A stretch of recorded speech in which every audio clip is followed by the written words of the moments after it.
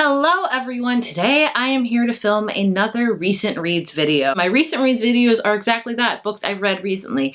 I try to lump them all in one genre and this video is just that. So this is going to be like a most anticipated romance reads that I've read recently.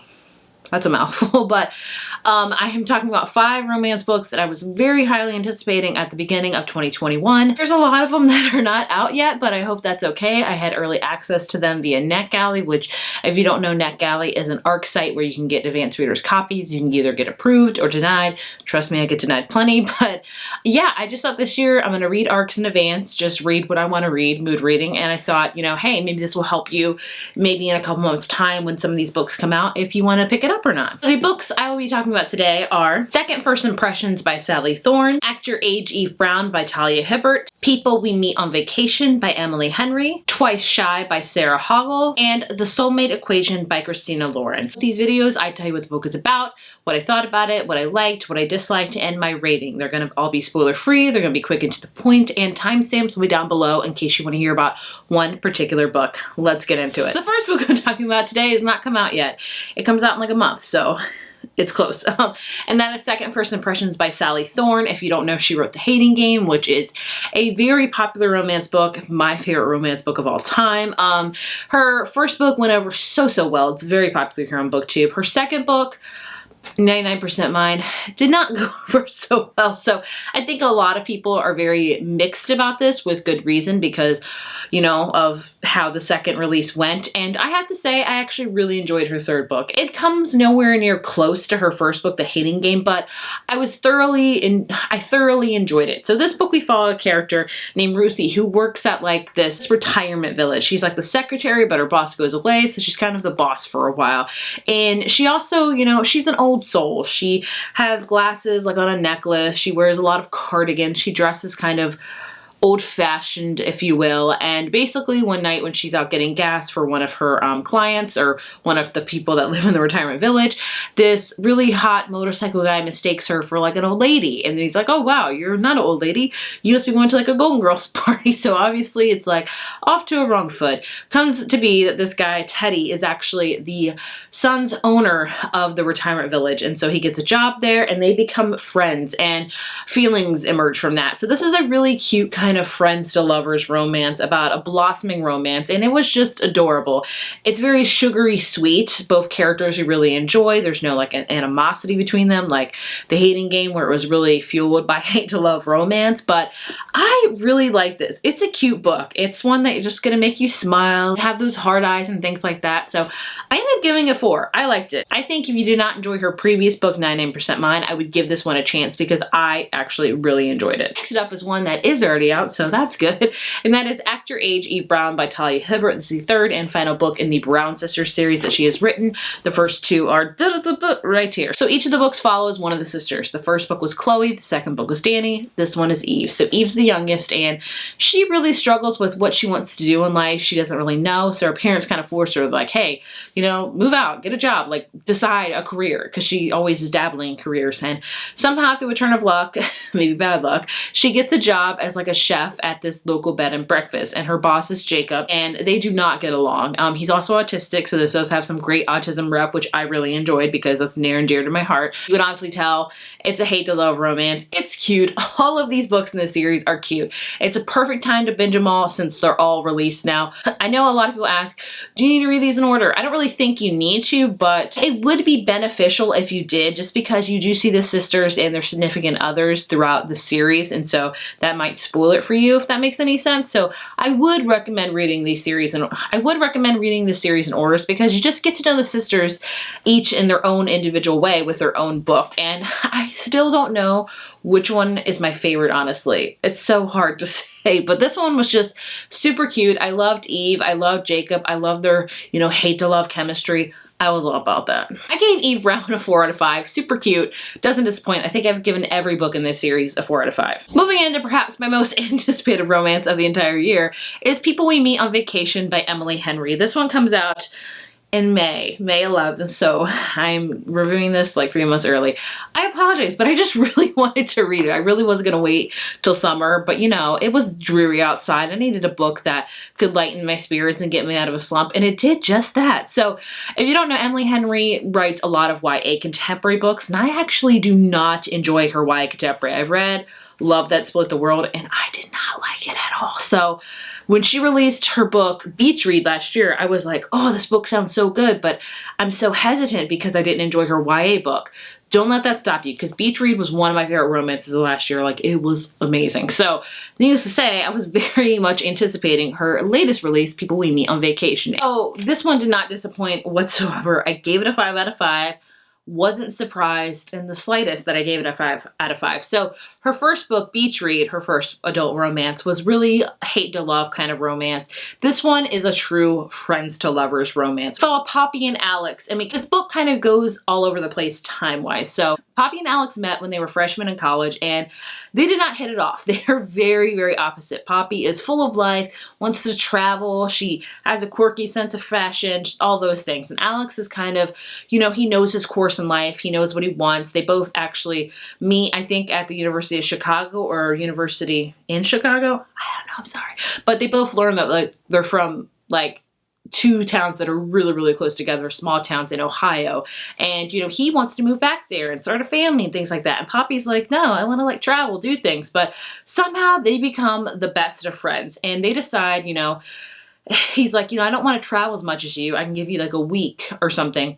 I can give you a few weeks every single year. So they decide to go on a summer vacation every single year together. They start off really small. They only go to like different states because they don't have a lot of money. And then when they graduate college, Poppy gets a job at this magazine that's actually like a travel magazine where she writes articles. So, they're able to go to a bigger and better and fancier location. The book kind of follows them throughout the year. So when we start the book, we learn that Poppy and Alex have not talked in 2 years because something that happened on their vacation 2 summers ago has kind of really separated them. And so Poppy is really just not loving life. She feels kind of lost. She doesn't love her job. She doesn't love traveling as much. And she decides, hey, I'll reach out to Alex and let's see if we can do one last like summer vacation together. Let's, you know, let's fix things. Let's be friends again. Let's work on things. And so they decide to do that. They go to Palm Springs, California because his brother's getting married. And so it kind of goes from there. So like I said, you get snippets of like 5 summers ago, 7 summers ago, things like that. And I love a good friends to lovers romance. Like, goodness me, you spend the whole book like, just be together already, just be together already. And when they get together, it is just so amazing. So I loved how realistic Poppy and Alex were and how realistic their love was, because opposites attract, you know? There's a lot of couples that are very similar, but there's a lot of couples that are very opposite. You know, love doesn't have one singular way of being. So I loved how Poppy and Alex came to be and how they were friends first, and just, gosh, this book had so much sugary sweetness, but also a lot of depth and realization, because Poppy and Alex, like, they both wanted so many different things out of life that you were just like, how could they be together? Because they are so vastly different in what they want in life. And that is a big thing when it talks about being with someone. You know, if you don't see eye to eye on certain things, it's like, how can we be together, you know? But I love the way Emily Henry wrote this. It's definitely a great book to read by the like lake or beach or in the backyard, whatever you want to do when the warmer weather hits. I know in May, when this book is going to be released, it will be warmer here, so it would have been a perfect time to read it. But I'm glad I read it now, because I can tell you guys how much I loved it and how much I think it was just as good as Beach Read. They're both just very separate books. They're both beach reads in my opinion. You know, they have a lot of amazing, steamy cuteness, but also a lot of depth to them. And they're both very different in regards to like hate to love and then friends to love. So yeah, I really like this. 5 out of 5. Wasn't disappointed. Enjoyed it a ton. Is Twice Shy by Sarah Hoggle, which comes out April 6th. So not too many weeks you have to wait for this one. Yay. Sarah Hoggle wrote, where is it at? It's up there.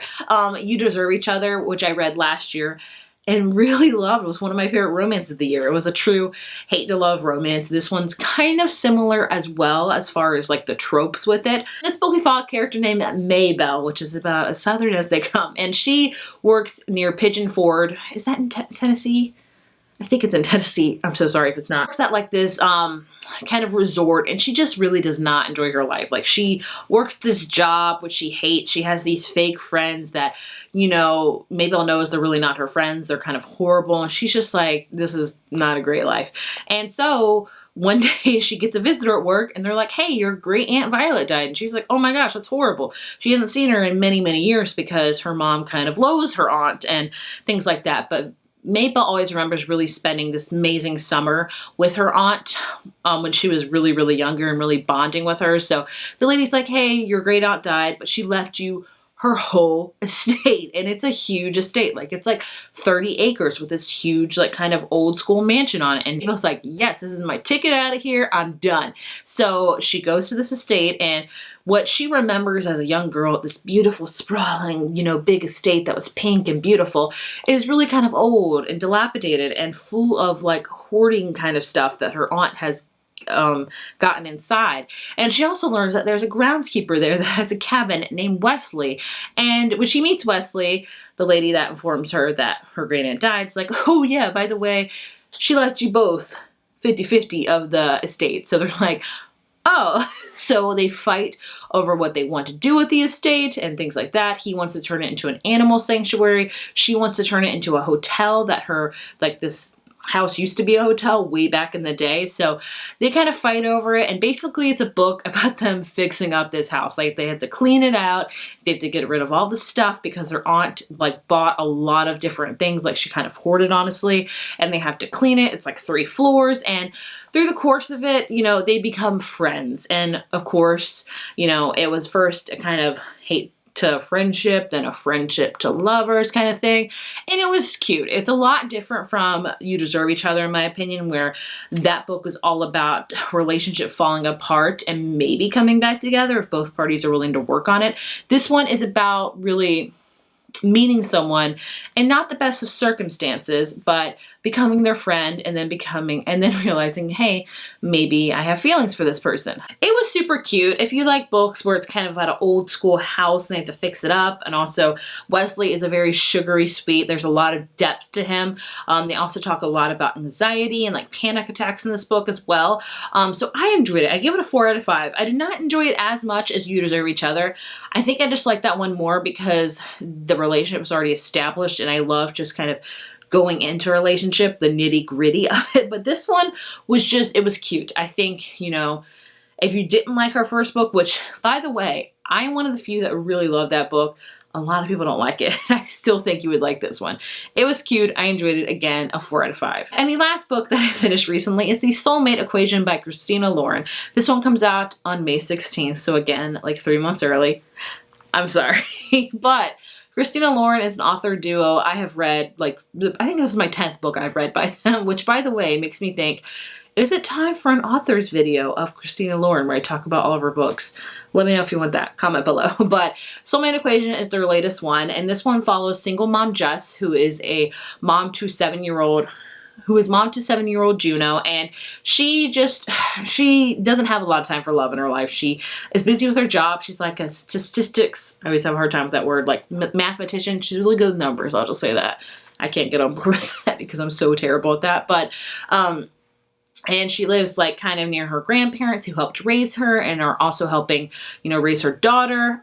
The dad of Juno kind of left even before Juno was born, so he's had no relationship with her. And Jess is just like, I don't really know. But one day she figures out that there's this thing called genetically,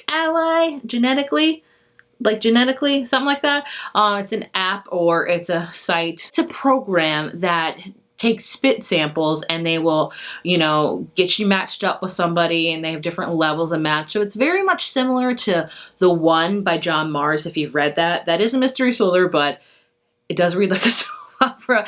That one is like all about finding your true mate, or that one's all about finding your soulmate through DNA pretty much, which is kind of what this does, if you will. So, you know, she just does it one day. She's like, you know, what else? What do I got to lose? And so she learns that she actually has like a diamond match, which is like a 98 level, which is really high up there, match with the actual Genetically's owner, River, who she does not get along with. She sees him every day at the coffee shop, and he's like always too good and just never like talks to anybody and all that. So she's like, oh, this is great. And so she's very, you know, not for this. And so the company like contacts them. They're like, hey, you know, like, we're not going to force you, but this would be like great marketing for us. Like, could you guys just like maybe get to know each other and we'll pay you like 10 grand a month. Like, there's no like strings attached, just get to know each other. You know, if you get along and maybe have a relationship, great. If you don't, that's okay too. But we're just trying to like spread the word about this company. And so, you know, she's like, yeah, of course, because I mean,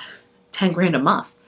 That's some good money. So she does just that. And of course, feelings emerge and things happen. And you can guess the plot. I'm not going to lie to you. A lot of romances, you can see where it's coming a mile away. Does that make the ride any less fun? No, it does not. I liked it. It was super cute.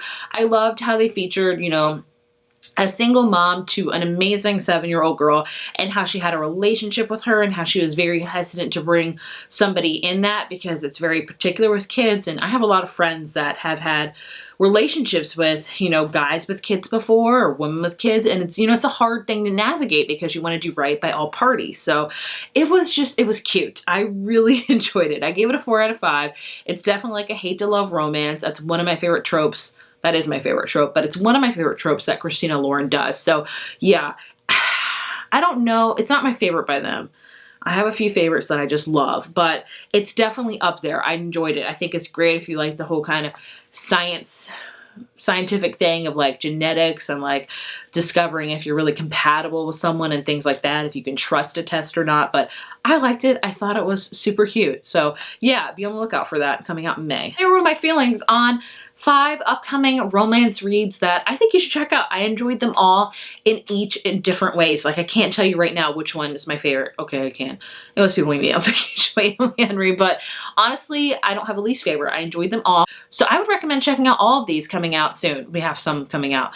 We have one that's already out now. We have some that are coming out next month and a few that are coming out in May. So you have a lot to choose from. Just, I know we have to wait. I know you have to wait. I'm sorry, but I would love to hear if I persuaded you to read any of these, or maybe persuaded you not to read any of these. Like, maybe you heard me talk about it and you were like, oh, it's not my cup of tea. I would love to hear. And I would love to hear also if you've actually read any of these and what your thoughts and feelings on them are.